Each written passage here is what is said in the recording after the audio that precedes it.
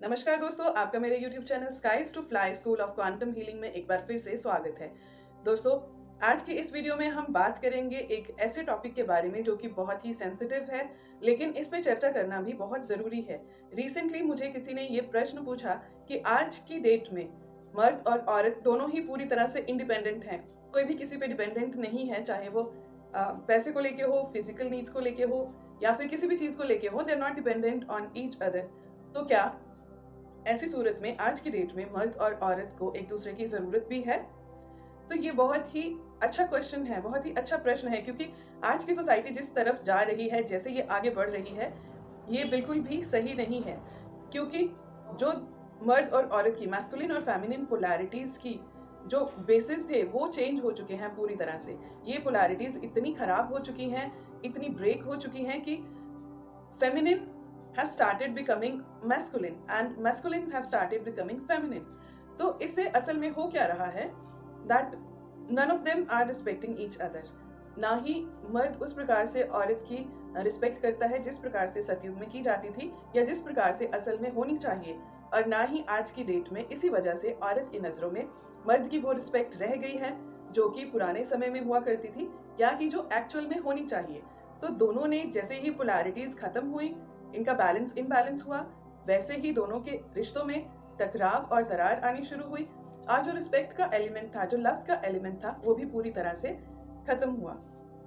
तो ये बात शुरू कहाँ से होती है कि सृष्टि की शुरुआत से ही, जब सृष्टि की रचना हुई, तभी जब मर्द और औरत को बनाया गया, तो ये एक फिजिकल मैनिफेस्टेशन थी एनर्जेटिक पोलैरिटीज की। तो ये सारी की सारी सृष्टि रची गई है एनर्जेटिक पोलैरिटी पे, जो दो का सिद्धांत है, पोलर ऑपोजिट।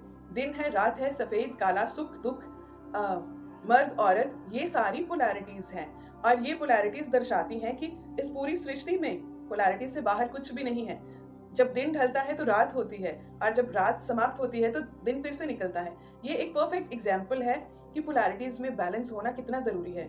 अगर इन पोलैरिटीज में बैलेंस नहीं होगा तो ये सारी की सारी सृष्टि पूरी तरह से तहस नहस हो जाएगी। तो वो तो एनर्जेटिक पोलैरिटीज हैं, लेकिन अब जब हम फिजिकल पोलैरिटीज में देखते हैं, इसका फिजिकल मैनिफेस्टेशन है इस शरीर में आप और हम, मर्द और औरत, ये है फिजिकल मैनिफेस्टेशन एनर्जेटिक पोलैरिटी की, जो कि सबसे बड़ी मैनिफेस्टेशन है। और ये ऐसा क्यों है? ताकि ये पोलैरिटीज जब बैलेंस में आती हैं, बैलेंस और हार्मनी से, ये एक जीवन को उत्पन्न करने की क्षमता रखती हैं, राइट? तो को क्रिएशन होती है, मैस्कुलिन और फेमिनिन के मिलन से को क्रिएशन होती है, एक नया जीवन उत्पन्न होता है। लेकिन over a period of time ऐसा किया गया, ये पूरा माया का खेल इस प्रकार रचा गया कि फेमिनिन प्रिंसिपल को, जो फेमिनिन पोलैरिटी थी, उसको जानबूझकर किल किया गया और सारा का सारा दारोमदार मैस्कुलिन के हाथ में दे दिया। अब क्या हुआ? आप चाहे मेल बॉडी में है या फीमेल बॉडी में है, आपके भीतर ही दोनों ऊर्जाएं सम्मिलित हैं, मौजूद हैं। तो आपका जो दायां पार्ट है बॉडी का, वो है मैस्कुलिन एनर्जी डोमिनेंट, और जो आपका बायां पार्ट है वो है फेमिनिन एनर्जी डोमिनेंट। अब हम किसी भी बॉडी में है, हमें ये दोनों ऊर्जाएं दी गई हैं ताकि हम इसमें बैलेंस क्रिएट कर सकें। और बैलेंस हमने किस प्रकार से क्रिएट करना है? मैस्कुलिन होते हैं प्रैक्टिकल, वो प्रोवाइडर होते हैं, प्रोटेक्टर होते हैं, इसीलिए वो फिजिकली स्ट्रांग होते हैं, और इसीलिए हमारी बॉडी का जो दायां हिस्सा है वो ज्यादा स्ट्रांग होता है। और फेमिनिन क्या है? वो सॉफ्ट है, नर्चरिंग है, वो रिसीवर है, इंट्यूटिव है, इमोशनल है। तो वो हमारी बॉडी का लेफ्ट पार्ट है। और लेफ्ट पार्ट में क्या है? हार्ट। और हार्ट से हम फील करते हैं, हमारी इंट्यूशन भी हार्ट से ऑपरेट करती है, अनकंडीशनल लव हार्ट से ऑपरेट करता है।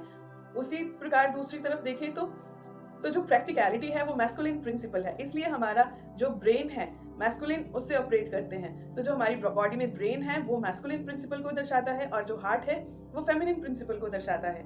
और आप देखेंगे कि राइट पार्ट मैस्कुलिन की तरह स्ट्रांग है, और जो लेफ्ट पार्ट है वो फेमिनिन की तरह सॉफ्ट है, थोड़ा सा फिजिकली वीक है, लेकिन इंट्यूटिवली बहुत स्ट्रांग है। तो ये एनर्जीज हमें इसलिए दी गई ताकि हम इनमें बैलेंस क्रिएट करके खुद को होल एंड कंप्लीट कर सके।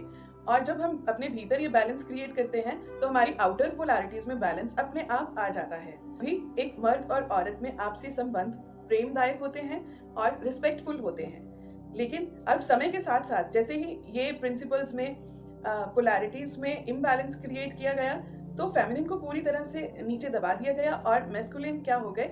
अब वो अपनी फेमिनिन के टच में नहीं रह पाए, इंट्यूटिव नहीं रह पाए, अपने स्पिरिचुअल कनेक्शन से भी कट गए, वो ज्यादा ईगो में आ गए। अब वो क्या है? ईगो से ऑपरेट करते हैं। और ईगो क्या बोलती है? केवल मैं ही हूँ, दूसरा कुछ नहीं है।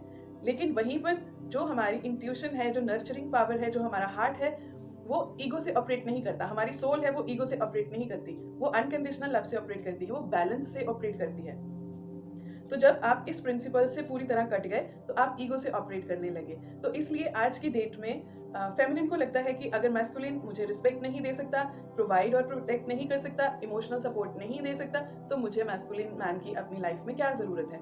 दूसरी तरफ वही जो मैस्कुलिन है वो आज की डेट में बहुत वीक मैन बनते जा रहे हैं, because they are not able to take lead, they are not able to provide and protect, और वो खुद के इमोशन से डिस्कनेक्टेड है, इसलिए वो इमोशनल सपोर्ट भी अपनी फेमिनिन या फीमेल काउंटर पार्ट को नहीं प्रोवाइड कर पाते। तो ऐसे ही ये इम्बैलेंस क्रिएट हुआ। तो दोनों को लगता है कि दोनों को एक दूसरे की आवश्यकता नहीं है। लेकिन यहाँ पर मैं ये याद दिला दूं कि दोनों को जब क्रिएटर ने क्रिएट किया था तो कुछ सोचकर ही क्रिएट किया था, ताकि वो जो पोलैरिटीज का प्रिंसिपल है उसमें एक बैलेंस क्रिएट हो सके। और वो बैलेंस क्रिएट होने के साथ ही आप अपनी ईगो से ऑपरेट करना बंद कर देंगे, आप अपनी इंट्यूशन से, अनकंडीशनल लव से ऑपरेट करेंगे, और आप अपने सोल से जो डिस्कनेक्टेड हैं, अपने हार्ट से डिस्कनेक्टेड हैं, अपनी इंट्यूशन से और उस डिवाइन सोर्स से डिस्कनेक्टेड हैं, उसके साथ फिर से कनेक्टेड हो सकेंगे। तो अगर हमें स्पिरिचुअल ग्रोथ करनी है तो हमें अपने फेमिनिन और मैस्कुलिन प्रिंसिपल्स को फिर से बैलेंस में लाना होगा, ना केवल अपने भीतर बल्कि अपने बाहर भी। तभी हम ये समझेंगे कि जो मैस्कुलिन है they are the master of this physical reality, 3D reality. तभी तो वो काम पे जाते हैं, फिजिकली स्ट्रांग है, they have to work, they have to make money, they have to provide. और वहीं पर जो फेमिनिन है, she is receiver, she is nurturer, she is soft and she is intuitive. तो जो मैस्कुलिन मैन है वो ये 3D रियलिटी में अपनी फेमिनिन को प्रोटेक्शन प्रोवाइड करते हैं, और जो फेमिनिन है वो 5D रियलिटी में, स्पिरिचुअल वर्ल्ड में अपने मैस्कुलिन को प्रोटेक्शन प्रोवाइड करती है। क्योंकि masculine is the master of this physical 3D reality and feminine is the master of spirituality in 5D reality।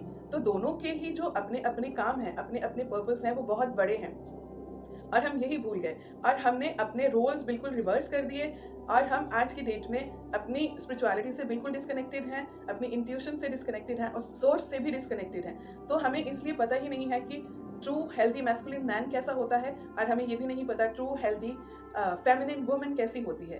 तो इंट्यूशन से भी डिस्कनेक्टेड हैं और ईगो से ऑपरेट करते हैं, और बिल्कुल 3D मैट्रिक्स में फंस चुके हैं। मैस्कुलिन और फेमिनिन दोनों ही 3D मैट्रिक्स में फंस चुके हैं, और अगर दोनों को ही यहाँ से बाहर निकलना है तो दोनों को ही खुद पे काम करना पड़ेगा, अपनी दोनों पोलैरिटीज में बैलेंस लाना पड़ेगा, खुद को हील करना पड़ेगा उन ट्रॉमा से और वुंड से जो मैस्कुलिन ने फेमिनिन को दिए हैं।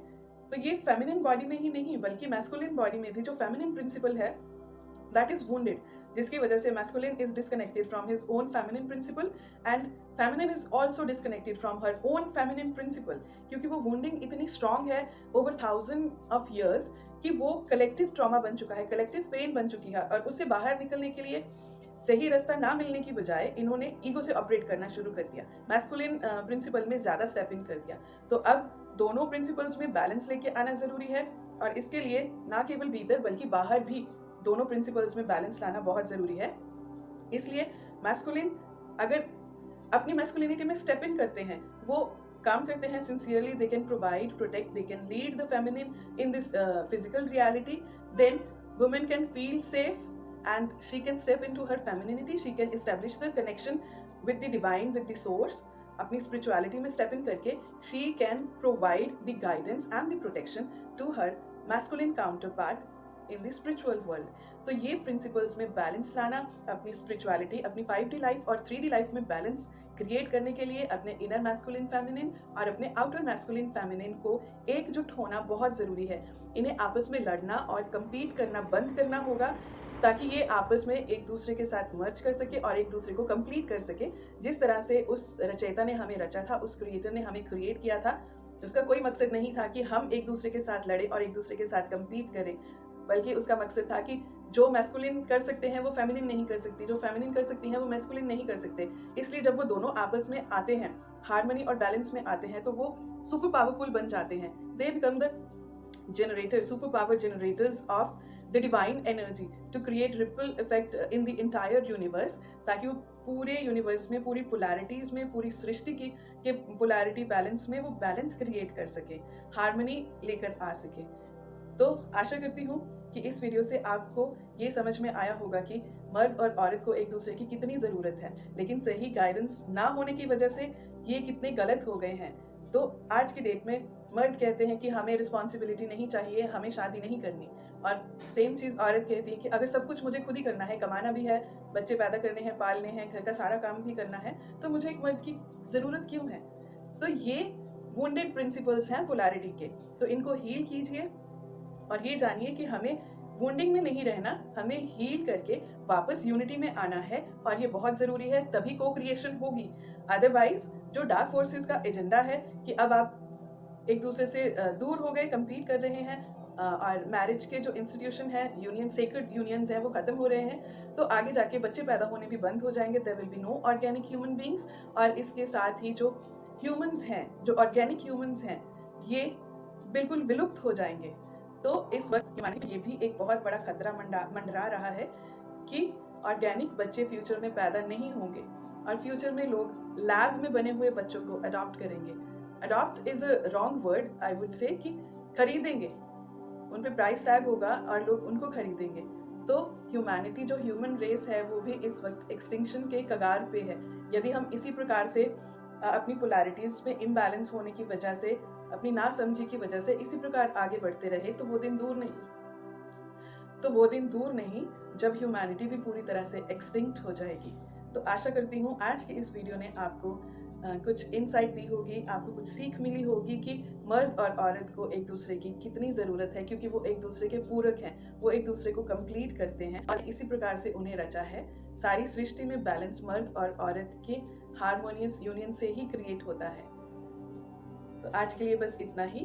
अगर आपके कोई सवाल हैं, कोई डाउट्स हैं, तो आप उन्हें नीचे कमेंट सेक्शन में मेरे साथ शेयर कीजिए, मैं आपको उनका सही जवाब दूंगी।